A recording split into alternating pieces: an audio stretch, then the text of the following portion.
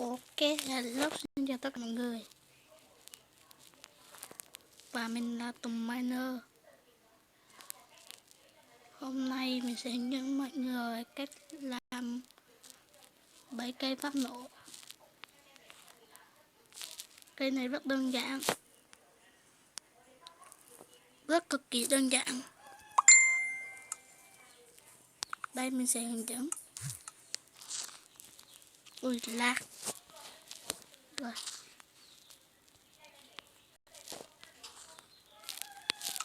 Đây. Đầu tiên phải trồng một cái cây.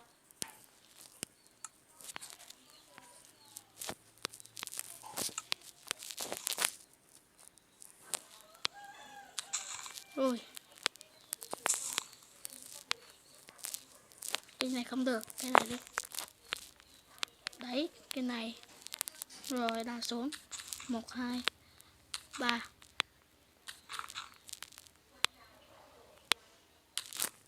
Đào xuống thế này.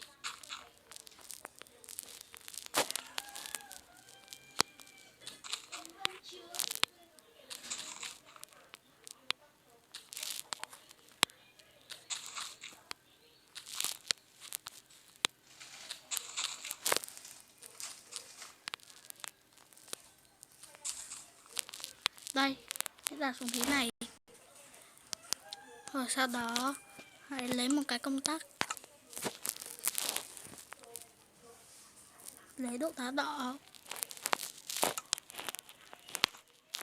đặt lên.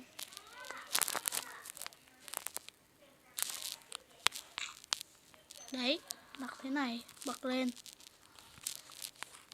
Đấy.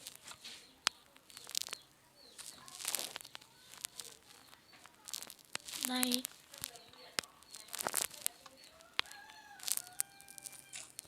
Đợi một chút.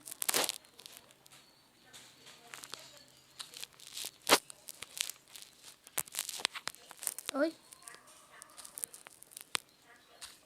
Đây.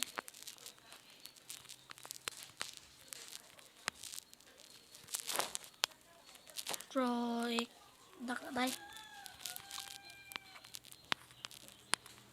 Sorry. Ở đây các bạn đặt một ô thôi. Rồi lấy đá đỏ đặt lên. Sorry nè. Đấy. Đó. Rồi đặt TNT.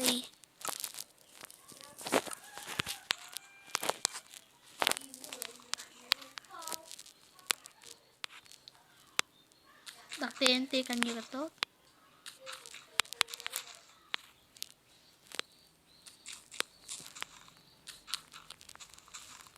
Các bạn thích đặt bao nhiêu cũng được.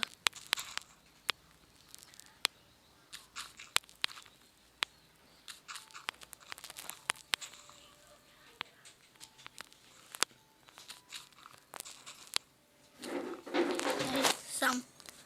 Rồi lên lấp lại.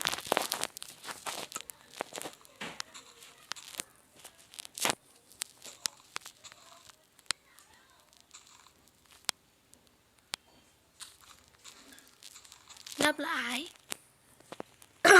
Rồi sau đó thường sẽ họ chặt cổ ở đây xong, rồi sau họ sẽ chặt đây và nó sẽ phát nổ. Nó sẽ kích hoạt mấy cái này lên và nó sẽ phát nổ. Đấy, phát nổ rất rộng luôn. Rồi, nếu thích thì like, subscribe cho mình.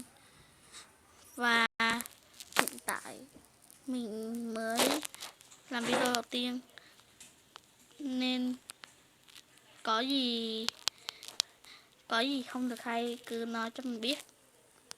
Ok, chào tạm biệt các bạn.